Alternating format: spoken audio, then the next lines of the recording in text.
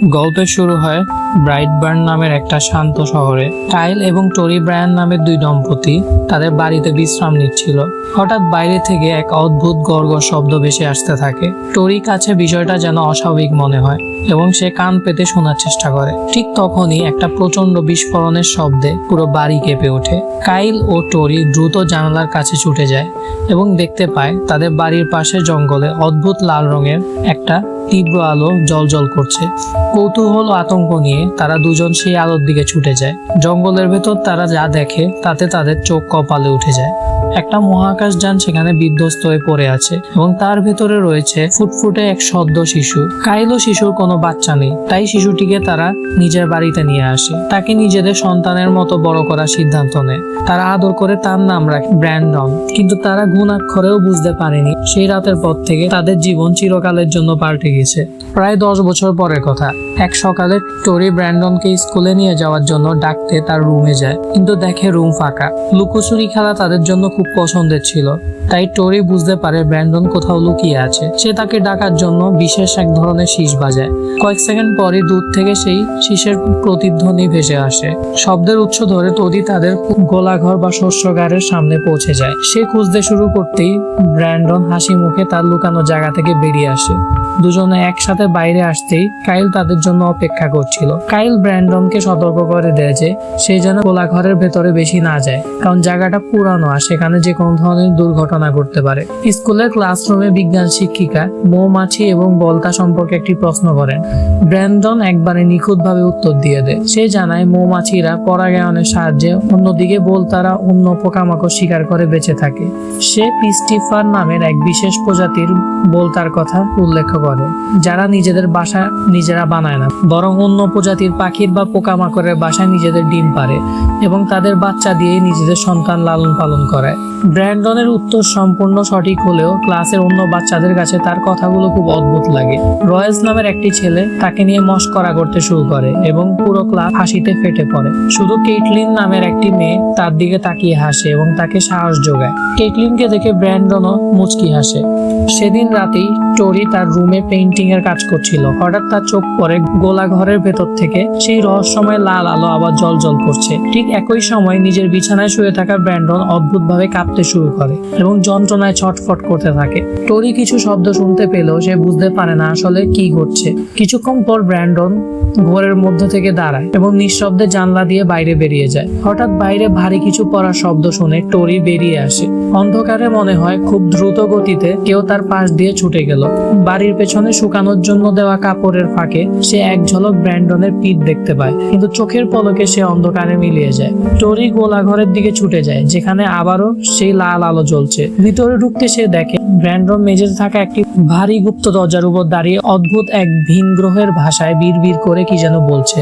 সে দরজার ভারী শিকলগুলো ধরে টানছিল, যেন নিচ থেকে কেউ তাকে ডাকছে। টরি বারবার ডাকলেও ব্র্যান্ডন কোনো সাড়া দেয় না। টরি তার কাঁধে হাত রাখতেই সে চমকে ওঠে। টরি ভাবে সে হয়তো ঘুমের ঘরে হাঁটছিল, তাই তাকে শান্ত করতে ঘরে ফিরিয়ে আনে। পথে ব্র্যান্ডন জানায় যে সে অদ্ভুত কিছু কণ্ঠস্বর শুনতে পাচ্ছিল, কিন্তু টরি বিষয়টিকে তেমন পাত্তা দেয় না। সে ব্র্যান্ডনকে ঘুম পাড়িয়ে দেয় এবং কাইলকে এই বিষয়ে কিছু জানায় না। পরদিন কাইল ব্র্যান্ডনকে সাথে নিয়ে বসে পুরোনো দিনের স্মৃতিচারণ করে। কাইল তাকে বোঝায় যে দন্তক নেওয়ার পর প্রথম দিন তাদের মধ্যে সম্পর্ক খুব একটা সহজ ছিল না, কিন্তু একদিন সে ব্র্যান্ডনকে শান্ত করার জন্য একটি ক্যান্ডি দিয়েছিল, আর সেই দিন থেকে তাদের দুজনের মধ্যে বাবা ছেলের এক গভীর সম্পর্ক তৈরি হয়। আজ তারা দুজন একসাথে বসে সেই ক্যান্ডি খায়। কিছুক্ষণ পর কাইল বাগানের কাজে চলে যায়। ব্র্যান্ডন একা একা একটি ভারী লন মুভার স্টার্ট দেওয়ার চেষ্টা করে, কিন্তু মেশিনটি চালু না হয় সে রাগে সেটাকে এক ঝটকায় অনেক দূরে ছুঁড়ে ফেলে দেয়। নিজের হাতের দিকে তাকিয়ে সে প্রথমবারের মতো তার ভেতরে থাকা এক অমানবিক শক্তির অস্তিত্ব টের পায়। উল্টে পড়ে থাকা মেশিনটির ব্লেড গুলো তখনও বুনবুন করে ঘুরছিল। ঠিক তখনই ব্র্যান্ডনের কানে আবার সেই রহস্যময় কণ্ঠস্বরগুলো প্রতিধ্বনি হতে থাকে। ঘোরের বশবর্তী হয়ে সে তার খালি হাত সরাসরি সেই ঘূর্ণায়মান ব্লেডের উপর রেখে দেয়। চোখের পলকে মেশিনের ব্লেড গুলো ভেঙে চুরমার হয়ে যায়, কিন্তু বিস্ময়কর ব্যাপার হলো ব্র্যান্ডনের হাতে সামান্য আঁচড়ও লাগে না। এটা পরিষ্কার হয়ে যায় যে যে তার ভেতরে এক শক্তি আছে যা কোনো মানুষের পক্ষে থাকা সম্ভব নয়। এর কিছুদিন পর ব্র্যান্ডনের 12তম জন্মদিন উপলক্ষে পুরো পরিবার একটি ডিনার পার্টিতে যায়। টরির বোন ম্যারিলি এবং তার স্বামী নেয়াও সেখানে উপস্থিত থাকে। ম্যারিলি ব্র্যান্ডনের পড়াশোনা ও তার তীক্ষ্ণ বুদ্ধির প্রচন্ড প্রশংসা করে। জন্মদিনের উপহার হিসেবে নোয়া তাকে শিকার করার জন্য একটি রাইফেল দেয়, কিন্তু কাইল সঙ্গে সঙ্গে সেটা ছিনিয়ে নিয়ে বলে ব্র্যান্ডন এখনো বন্দুক চালানোর বয়স হয়নি। ব্র্যান্ডন রেগে গিয়ে জেদ করতে থাকে বন্দুকটি ফেরত পাওয়ার জন্য, কিন্তু কাইল তার সিদ্ধান্তে অনড় থাকে।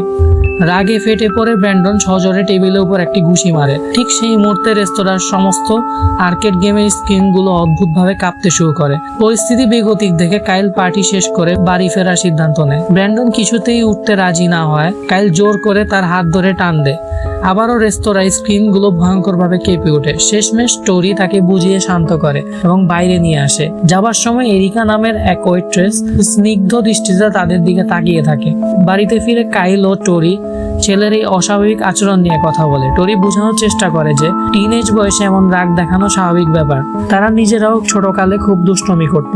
টরি আরো বলে যে তার নিজের বাবা মা কখনো তাকে সাপোর্ট করেনি, তাই সে চায় ব্র্যান্ডন যেন সবসময় তাদের ভালোবাসা ও ভরসা পায়। কাইলও রাজি হয় এবং সম্পর্ক সহজ করার জন্য সবাইকে নিয়ে ক্যাম্পিং এ যাওয়ার প্রস্তাব দেয়। পরদিন সকালে সবাই ক্যাম্পিং এ যাওয়ার জন্য প্রস্তুতি নিচ্ছিল। ট্যারি ব্র্যান্ডনকে একটি জ্যাকেট সাথে নিতে বলে, কিন্তু সে কোনো কথা না বলে চুপচাপ নাস্তা করতে থাকে। হঠাৎ কাইলের চোখ যায় ব্র্যান্ডনের হাতের দিকে।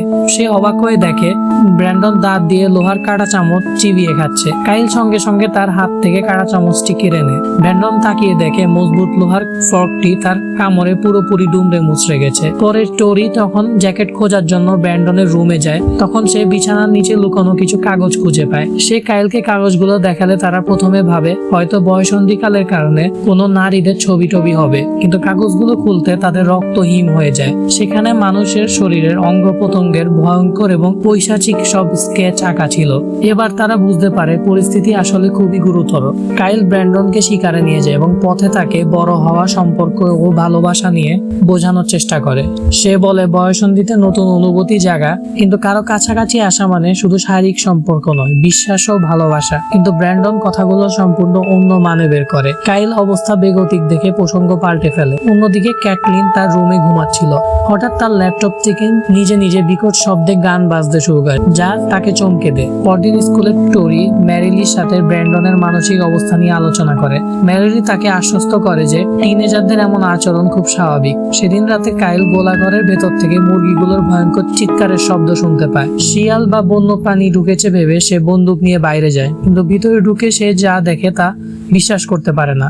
ব্র্যান্ডন অন্ধকারে মুরগিগুলোর মাঝখানে স্থির হয়ে দাঁড়িয়ে আছে এবং তার চোখের দৃষ্টি অত্যন্ত শীতল। কাইল তাকে ধমক দিয়ে ঘরে ফিরিয়ে আনে। পরদিন সকালে কাইল দেখে খাঁচার সবগুলো মুরগি বীভৎসভাবে মারা গেছে। সে টরিকে বলে খাঁচার তালা যেহেতু ভাঙা নেই, তাই এটা কোনো শেয়াল বা বন্যপ্রাণীর কাজ হতে পারে না। কিন্তু টরি কোনোভাবে বিশ্বাস করতে চায় না যে তার ছেলে এমন কাজ করতে পারে।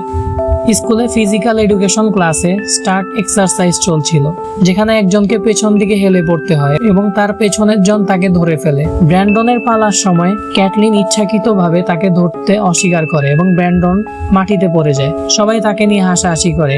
কেটলিন তাকে পারভার্ট বলে অপমান করে। কোচ রেগে গিয়ে কেটলিনকে নির্দেশ দেয় ব্র্যান্ডনকে তুলে ধরার জন্য, না হলে তাকে ফেল করিয়ে দেওয়া হবে। বাধ্য হয়ে কেটলিন হাত বাড়ায়, কিন্তু ব্র্যান্ডন যেই তার হাত ধরে, সে তার অমানবিক শক্তি দিয়ে ক্যাটলিনের হাত এমন জোরে চেপে ধরে যে তার হাতের হাড়গুলি পুরোপুরি গুঁড়ো গুঁড়ো হয়ে যায়। ক্যাটলিন যন্ত্রণায় আর্তনাদ করতে করতে মেঝেতে লুটিয়ে পড়ে।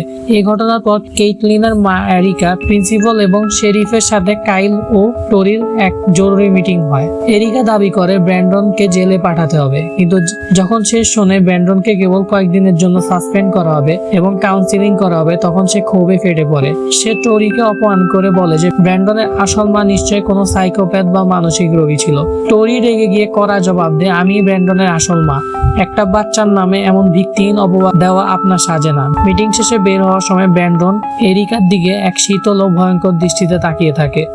বাড়ি ফেরার পর টরি কাইলকে গোলা ঘরে সেই রাতে পুরো ঘটনার কথা খুলে বলে। কাইল ভীষণ চিন্তিত হয়ে পড়ে। সে বুঝতে পারে ব্র্যান্ডন সাধারণ কোনো ছেলে নয়, আর তাকে যদি আটকানো না যায় তবে সে সামনে ভয়ঙ্কর কিছু ঘটাতে পারে। সেদিন রাতে ব্র্যান্ডন বিছানায় শুয়ে থাকতে থাকতে হঠাৎ তার মাথায় সেই রহস্যময় ফিসফিসানির অর্থ পরিষ্কার হয়ে যায়। সেই ঘর থেকে বেরিয়ে প্রবল বৃষ্টির মধ্যে সোজা গোলা ঘরে চলে যায়। এদিকে টোরি ব্র্যান্ডনের আসল পরিচয় খোঁজার জন্য চিন্তায় মগ্ন ছিল। হঠাৎ গোলাঘরের লাল আলো দেখে সে সেখানে ছুটে যায়। ভেতরে ঢুকে সে দেখে ব্র্যান্ডন শূন্যে ভাসছে, তার নিচে জল জল করছে সেই রহস্যময় মহাকাশ যানটি। টোরি তাকে ধরার চেষ্টা করতেই ব্র্যান্ডন নিচে পড়ে যায় এবং স্পেসশিপের ধারালো অংশ লেগে তার হাত কেটে যায়। ব্র্যান্ডন অবাক হয়ে জিজ্ঞাসা করে, আমি আসলে কে? এবার টোরি সব সত্য খুলে বলে। সে জানায় যে তারা তাকে দন্তক নিয়েছে এবং ওই মহাকাশ যানের ভেতর থেকে তাকে কুড়িয়ে পেয়েছিল। সত্যটা শোনার পর ব্র্যান্ডন ছুটে বাইরে বেরিয়ে আসে। বৃষ্টির মধ্যে দাঁড়াতেই মহাকাশের সেই ভিনগ্রহী কণ্ঠস্বরগুলো এবার তার কানে স্পষ্ট নির্দেশ দেয়, পৃথিবী দখল করো। এই কথা শোনার সাথে সাথে ব্র্যান্ডন এক পৈশাচিক চিৎকার করে ওঠে। তার চোখ দুটো গনগনে লাল রঙের লেজারের মতো জ্বলতে শুরু করে। সেই রাতেই ব্র্যান্ডন কেটলিনের বেডরুমে গিয়ে হাজির হয়। কেটলিন তাকে দেখে ভয়ে শিউরে ওঠে। ব্র্যান্ডন তাকে একটি ফুল দিয়ে বলে, তোমার ভয় পাওয়ার কিছু নেই, তুমি সেই অল্প কজন মানুষের একজন যে আমার আসল রূপটা জানো। কেটলিন কাঁপা গলায় বলে যে তার মা তাকে ব্র্যান্ডন থেকে দূরে থাকতে বলেছে। ব্র্যান্ডন মুচকি এসে জবাব দেয়, আমি নিজেই সব সমস্যার সমাধান করে দিচ্ছি। রাত তখন গভীর। ডিনারে এরিকা একাই পরিষ্কারের কাজ করছিল। হঠাৎ সে কাচের জানলায় অদ্ভুত এক চিহ্ন আঁকা দেখতে পায়। সে ভাবে কেউ হয়তো মজা করছে, কিন্তু ঠিক তখনই রেস্তোরাঁর সমস্ত আলো ভয়ঙ্কর ভাবে কাঁপতে শুরু করে। চোখের পলকে জানালাটা বিকট শব্দে ভেঙে পড়ে। কাচের একটি বড় টুকরা সোজা এরিকার চোখে এসে গেঁথে যায়। যন্ত্রণায় চিৎকার করতে করতে সে চোখের ভেতর থেকে কাঁচটা বের করে নেয়, কিন্তু তার চোখ দিয়ে অঝরে রক্ত ঝরতে থাকে। আত্মরক্ষার জন্য একটি বেসবল ব্যাট হাতে নিয়ে সে বড় কোল্ড স্টোরেজ বা ফ্রিজারের ভেতর লুকিয়ে পড়ে। কিন্তু কয়েক সেকেন্ড পরই একটি লাল রঙের লেজার রশি ফ্রিজারের লোহার দরজাকে মাখনের মতো কেটে ফেলে। দরজা খুলে যেতে এরিকা দেখতে পায় লাল মুখোশ এবং ক্যাপ পরা এক ভয়ঙ্কর মূর্তি তার সামনে দাঁড়িয়ে আছে, যার চোখে এরিকা কিছু বুঝে ওঠার আগে ব্র্যান্ডন চোখের পলকে তার উপর ঝাঁপিয়ে পড়ে এবং অত্যন্ত নৃশংসভাবে তাকে হত্যা করে। পরদিন সকালে কাইল ও টোরি নাস্তার টেবিলে ব্র্যান্ডনের জন্য অপেক্ষা করছিল। যখন সে নিচে নেমে আসে, তাকে দেখে মনে হয় একবারে শান্ত এবং স্বাভাবিক, যেন সে তার পৈশাচিক রূপকে পুরোপুরি মেনে নিয়েছে। অন্যদিকে শেরিফ এরিকার নিখোঁজ হওয়ার তদন্ত শুরু করে। রেস্তোরাঁর ভাঙ্গা জানালার কাছে সে অদ্ভুত চিহ্নটি খুঁজে পায়, দুটি ইংরেজি বি অক্ষর উল্টো করে জোড়া লাগানো, যা ব্র্যান্ডন ব্রায়ার এর নামের আদ্যক্ষরের ইঙ্গিত। শেরিফ বুঝতে পারে এটি তদন্তের একটি গুরুত্বপূর্ণ সূত্র। এদিকে ম্যারিলি ব্র্যান্ডনের কাউন্সিলিং করেছিল। সে তাকে বোঝানোর চেষ্টা করে যে দন্তক নেওয়া কোনো খারাপ কিছু না। সে কেইটলিনের হাত ভাঙ্গার প্রসঙ্গ তুলে জানতে চায় ব্র্যান্ডনের মনে কোনো অনুশোচনা আছে কিনা, কিন্তু ব্র্যান্ডনের চেহারায় এক বিন্দু অপরাধ বোধ ছিল না। মেরিলি ভয় পেয়ে যায় এবং সিদ্ধান্ত নেয় যে সে শেরিফকে সব জানাবে। এই কথা শুনে ব্র্যান্ডন ভেতরে ভেতরে মারাত্মক ক্ষুব্ধ হয়ে ওঠে। অন্যদিকে কাইল তার বন্ধুদের সাথে বারে বসে এরিকার মৃত্যু নিয়ে আলোচনা করছিল। তার এক বন্ধু সন্দেহ প্রকাশ করে বলে যে কেইটলিনের সাথে যেমনটি হয়েছে এরিকার ঘটনার পেছনেও ব্র্যান্ডন জড়িত নেই তো। কাইল রেগে গিয়ে বন্ধুকে ধমক দিল। তার ভেতরে চরম ভয়ের সৃষ্টি হয়। সে বুঝতে পারছিল তার ছেলে ধীরে ধীরে এক ভয়ঙ্কর দানবে পরিণত হচ্ছে। সেদিন রাতে মেরিলি বাড়িতে একা ছিল। হঠাৎ ব্র্যান্ডন তার সামনে এসে শান্ত কণ্ঠে হুমকি দেয় যে শেরিফকে রিপোর্ট করার সিদ্ধান্তটা বদলে ফেলার জন্য, সেটা তার জন্য ভালো হবে। কিন্তু মেরিলি তাকে ধমক দিয়ে বাড়ি থেকে বেরিয়ে যেতে বলে। ব্র্যান্ডন এক ভয়ঙ্কর হাসি দিয়ে সেখান থেকে চলে যায়। মেরিলি দরজা লক করে তার স্বামী নেওয়াকে মেসেজ দেয়, কিন্তু সে জানতো না যে লাল মুখোশ পরা ব্র্যান্ডন ইতিমধ্যে তার ঘরের ভেতরে ঘাপটি মেরে বসে আছে। নোয়া বাড়িতে ফিরে সোজা বাথরুমে ব্রাশ করতে যায়। সে খেয়ালই করেনি যে অন্ধকারের ভেতরে ব্র্যান্ডন তার ঠিক পেছনে দাঁড়িয়ে আছে। আলমারি খাচ্ছে শব্দ শুনে নোয়া লাইট জ্বালায় এবং লাল মুখোশ পরা ব্র্যান্ডনকে দেখে চমকে ওঠে। সে রেগে গিয়ে ব্র্যান্ডনকে টেনে হিঁচড়ে তার পিকআপ ট্রাকের দিকে নিয়ে যায়। ব্র্যান্ডন তাকে বারবার সাবধান করে বলে যে সে যেন তার বাবা মাকে কিছু না জানায়। নোয়া যেই ট্রাকের ড্রাইভিং সিটে বসে ইঞ্জিন চালু করে, চারপাশের আলো নিত্যেও জ্বলতে শুরু করে। সে দেখে ব্র্যান্ডন সেখানে নেই। নোয়া ট্রাক থেকে নিচে নামতেই দেখে ব্র্যান্ডন অন্ধকারে তার মুখোশ পড়েছে। মুহূর্তের মধ্যে ব্র্যান্ডন তার চোখ থেকে ধ্বংসাত্মক লেজার রশ্মি ছুঁড়ে নোয়ার উপর হামলা করে এবং চোখের পলকেই হাওয়াতে মিলিয়ে যায়। নোয়া খোঁড়াতে খোঁড়াতে ট্রাকে উঠে পালানোর চেষ্টা করে, কিন্তু কিছু দূর যেতেই তীব্র গতিতে ছুটে এসে ব্র্যান্ডন ট্রাকের উপর আছড়ে পড়ে। ট্রাকের কন্ট্রোল হারিয়ে যায়। নোয়া হেডলাইট জ্বালিয়ে দেখে রাস্তার ঠিক মাঝখানে ব্র্যান্ডন দাঁড়িয়ে আছে। চোখের পলকে ব্র্যান্ডন শূন্যে ভেসে ওঠে এবং পুরো ট্রাকটাকে শূন্যে তুলে সজোরে আছাড় মারে। এই ভয়াবহ দুর্ঘটনায় নোয়ার চোয়াল স্টিয়ারিং রিং এর হুইলে সজোরে ধাক্কা খেয়ে ভেঙে চুরমার হয়ে যায় এবং সে জ্ঞান হারায়। ব্র্যান্ডন নোয়ার রক্ত দিয়ে রাস্তার উপর সে একই বিবি চিহ্ন এঁকে দেয়। বাড়ি ফিরে ব্র্যান্ডন তার শার্টটা এমন ভাবে ধরে রাখে যেন সে কিছু লুকাচ্ছে। টরি তাকে জড়িয়ে ধরে জিজ্ঞাসা করে কি হয়েছে। সে মিথ্যা কথা বলে যে ফুটবল খেলতে গিয়ে বন্ধুরা তাকে মেরেছে।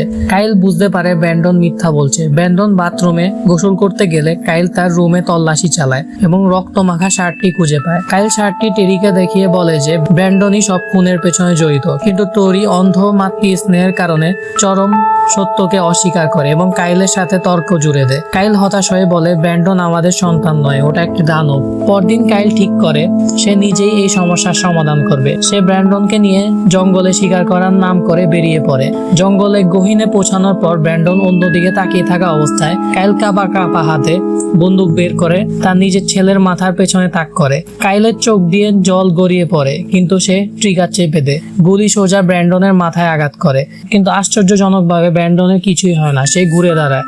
কাইল পালাতে চেষ্টা করে, কিন্তু ব্র্যান্ডন তার অমানবিক গতি দিয়ে কাইলকে ধরে ফেলে। কাইল প্রাণ ভিক্ষা চায়, কিন্তু ব্র্যান্ডন তার লেজার চোখ দিয়ে কাইলের মাথা ফুটো করে দেয় এবং মুহূর্তের মধ্যেই কাইল মৃত্যুর কোলে ঢলে পড়ে। এদিকে শেরিফ টরির বাড়িতে এসে সেই চিহ্নের ছবি দেখায়। টরি না জানার ভান করলেও শেরিফ সন্দেহ নিয়ে চলে যায়। শেরিফ যেতেই টরি ব্র্যান্ডনের রুমে গিয়ে তার নোটবুকটি খুঁজে পায়। খাতার পাতা উল্টাতেই টরি সারা শরীর জমে যায়। সেখানে এরিকা ও নোয়াকে নৃশংসভাবে হত্যা করার নিখুঁত স্কেচ আঁকা। ঠিক তখনই কাইলের ফোন থেকে কল আসে। টরি ফোন ধরতেই উপাস থেকে ব্র্যান্ডন বলে বাবা আর বেঁচে নেই। টরি চিৎকার করে ওঠে। চোখের পলকে ব্র্যান্ডন বাড়িতে আক্রমণ করে। সে তীব্র গতিতে উড়ে এসে পুরো বাড়ি লন্ডভন্ড করতে শুরু করে। টরি 911-এ কল দিয়ে পুলিশ ডাকে। শেরিফ এবং তার ডিপুটি সেখানে পৌঁছালে ব্র্যান্ডন মুহূর্তের মধ্যে শেরিফকে হত্যা করে। ডিপুটি বন্দুক বের করার আগেই ব্র্যান্ডন তাকে শূন্যে তুলে বারবার দেওয়ালের সাথে আছাড় মেরে ফেলে। টরি ভয়ে খাটের নিচে লুকিয়েছিল। সে বুঝতে পারে তাকে কি করতে হবে। সে দৌড়ে গোলাঘরের দিকে ছুটে যায়। সেখানে মহাকাশ যানের ভেতরে সে এরিকার পচা গলা লাশ দেখতে পায়। মহাকাশ যানের একটি ভাঙা ধারালো ধাতব টুকরো সে নিজের পকেটে লুকিয়ে রাখে। শীষ বাজিয়ে ব্র্যান্ডনকে ডাকে। ব্র্যান্ডন ছুটে আসে এবং মায়ের ডাক শুনে কিছুক্ষণের জন্য শান্ত হয়ে টরিকে জড়িয়ে ধরে। টরি এটাই চাইছিল। সে পকেট থেকে ধাতব টুকরোটি বের করে ব্র্যান্ডনকে আঘাত করার চেষ্টা করে, কিন্তু ব্র্যান্ডন মায়ের সেই বিশ্বাসঘাতকতা বুঝে ফেলে। তার ভেতরে জমে থাকা সমস্ত মায়া এবার প্রচন্ড ক্রোধে পরিণত হয়। সে টরিকে শক্ত করে ধরে সোজা উপরের দিকে উঠতে শুরু করে। গোলাঘরের ছাদ ভেঙে যায় এবং তারা মেঘের উপরে চলে যায়। শূন্যে ভাসমান অবস্থায় টরি শেষবারের মতো তার ছেলের মুখ স্পর্শ করে। ঠিক তখনই ব্র্যান্ডন তার হাত ছেড়ে দেয়। অনেক উপর থেকে নিচে আছড়ে পড়ে টরির মর্মান্তিক মৃত্যু ঘটে। মায়ের মৃত্যুর পর ব্র্যান্ডন আকাশের দিকে তাকায়। সে দেখতে পায় একটি যাত্রীবাহী বিমান সেদিক দিয়ে যাচ্ছে। পরদিন সকালে খবরের ব্রেকিং নিউজে দেখা যায় যে ব্রায়ার পরিবারের খামার বাড়িতে একটি আস্ত বিমান বিধ্বস্ত হয়ে গেছে এবং সেখানে থাকার প্রত্যেকটি মানুষ মারা গেছে। বিমান দুর্ঘটনার আড়ালে ব্র্যান্ডনের করা সমস্ত খুনের প্রমাণ মুছে যায়, তবে ধ্বংসস্তূপের মাঝে বিমানের একটি ছিন্ন ভিন্ন ডানায় সেই রহস্যময় বিবি চিহ্নটি জ্বলজ্বল করছিল। সবশেষে দেখা যায় ব্র্যান্ডন বাড়ির ধ্বংসস্তূপের পাশে বসে নির্বিকার ভাবে কুকিজ খাচ্ছে।